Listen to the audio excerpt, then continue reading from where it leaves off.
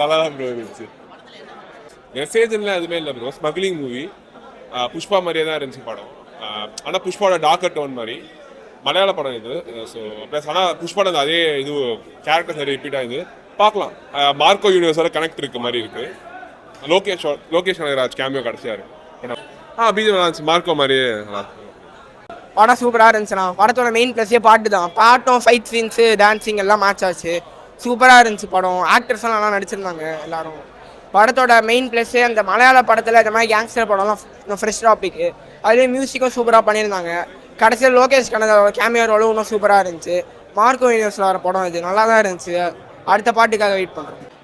Climax நல்லா இருக்குது. Re-recording நல்லா இருக்குது. டைலாக் தான் கொஞ்சம் சொதப்பிட்டாங்க. டப்பிங் தேட்டர் வந்து டப்பிங் படம்னா எப்படி இருக்கா, கொஞ்சம் டைலாக் பண்ணியிருக்கலாம்.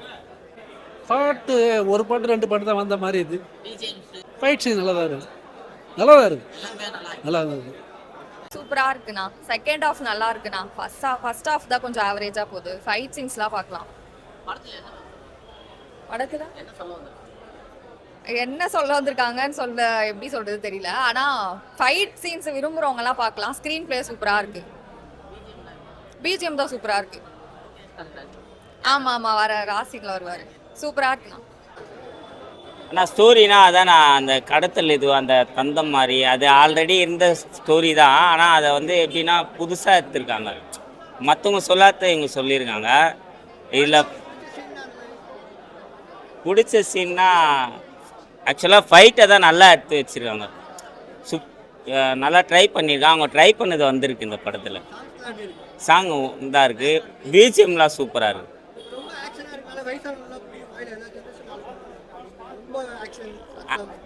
செகண்ட் ஹாப் சூப்பராகவே இருக்குண்ணா. பார்க்கலாண்ணா.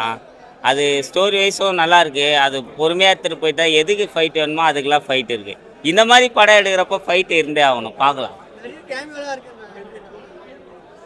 அந்த ஒரு லேடி ஒருத்தவங்க அந்த இந்த படத்தில் நினச்சாங்களா அவங்க வந்திருக்காங்க. அதுவும் சூப்பராக இருக்குது. லோகேஷ் கனகராஜ் லாஸ்ட்டு வேறு லெவலு.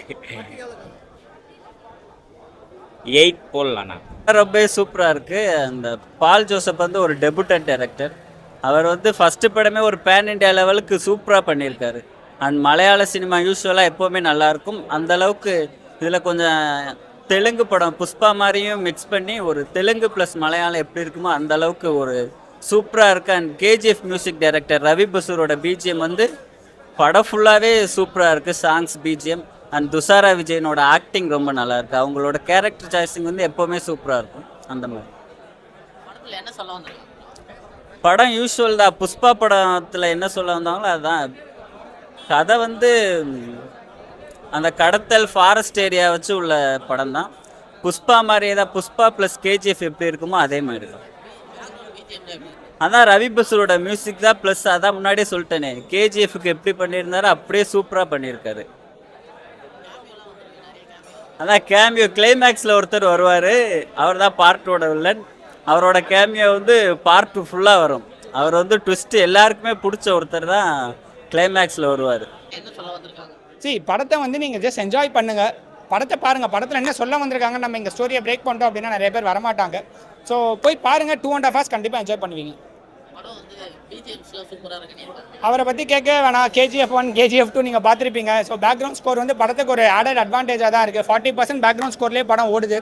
ரிமைனிங் 40% இருக்கிற எல்லா கேரக்டர்ஸுமே அவங்களுக்கு கொடுத்த ரோல்ஸை ரொம்ப டெஃபினட்டாக பண்ணியிருக்காங்க.